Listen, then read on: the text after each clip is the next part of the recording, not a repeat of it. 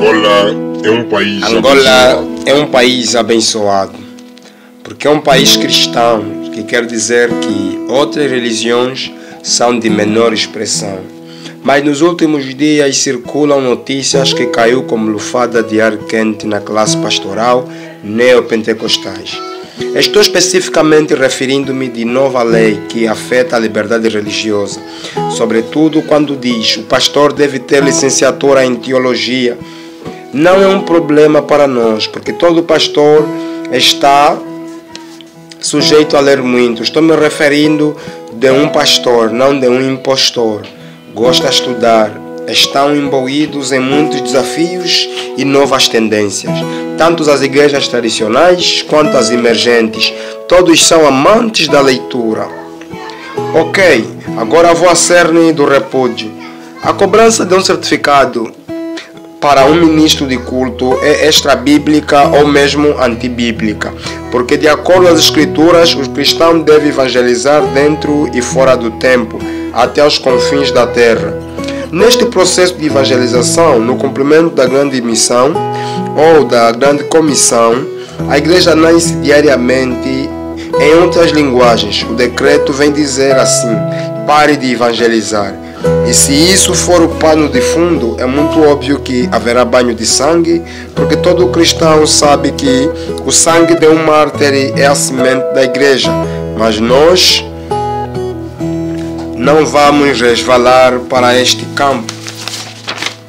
Ok, o crescimento exponencial do pentecostalismo no evangelicalismo angolano possivelmente belicou os tradicionais, mas ao invés de convivermos juntos por ecumenismo, optarmos em digladiarmos entre nós sem nenhum motivo aparente.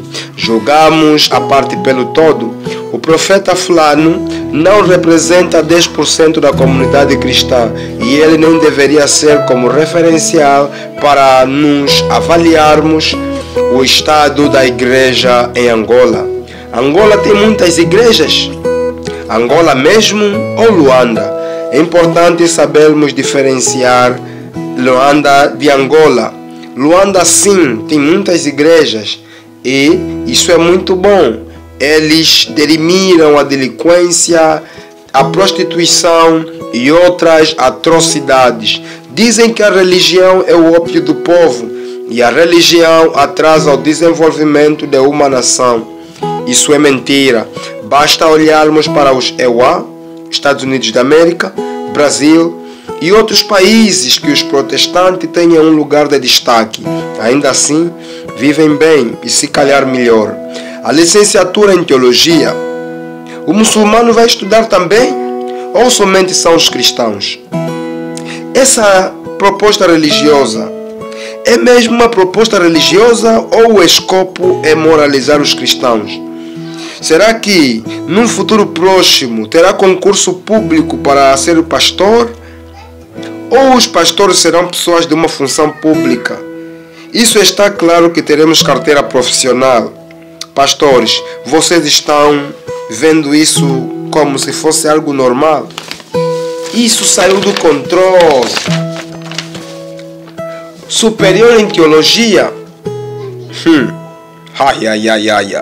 Luanda tem escola, Benguela, Lubango, se calhar Cabinda e outras não tem. E se tiver nessa lista aumenta-se mais 2 ou 3 províncias. Talvez eu esteja pouco informado. Agora, como ficam outros pastores de outras províncias?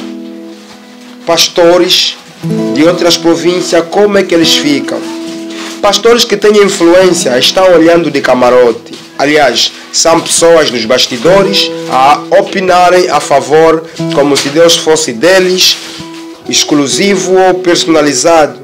Conhecemos instituições religiosas com formações rigorosas que ainda assim destilam práticas indecorosas. O mal não está na falta de formação, mas sim na falta de caráter. O que a igreja deve fazer ou deixar de fazer é responsabilidade da igreja, da própria igreja neste caso. O falso profeta deve ser combatido por um verdadeiro. Simples assim. Não estou dizendo que o governo deve olhar impávido para nós, mas deixar a igreja livre é a melhor opção. Prender um pastor, um profeta, etc., que errar é a via mais correta. Há pastor que só frequentou a 8ª classe, mas ainda assim é um bom ministro do evangelho e é um obreiro aprovado. A proibição de um culto no quintal é a expressão clara de que, pronto, não queremos mais novas confissões religiosas, novas denominações, e vamos gerir as que já temos. Isso está bem claro, porque todos precisam de um tempo. Uma escola, por exemplo, não tem estrutura. Quando você exigir, vamos falar de um tempo, a gente vai construir. Simples assim. De igual modo para as igrejas começam nos quintais e depois vão tendo estrutura. Agora, se proíbe-se os cultos nos quintais e lá as condições não são semelhantes às das zonas urbanizadas, entretanto, vai requerer sempre cultos nos quintais ou dos espaços descobertos. A igreja deve estar conforme está, a penalização deve ser individual. Pastor que errar, o penalizem, isso nós vamos admitir, não vamos contra o governo, mas agora, sancionar a igreja no seu todo não está bom. Excelências, quem ouve esta mensagem, que essa mensagem chegue e vejamos para o bem comum. Deus abençoe. Amém.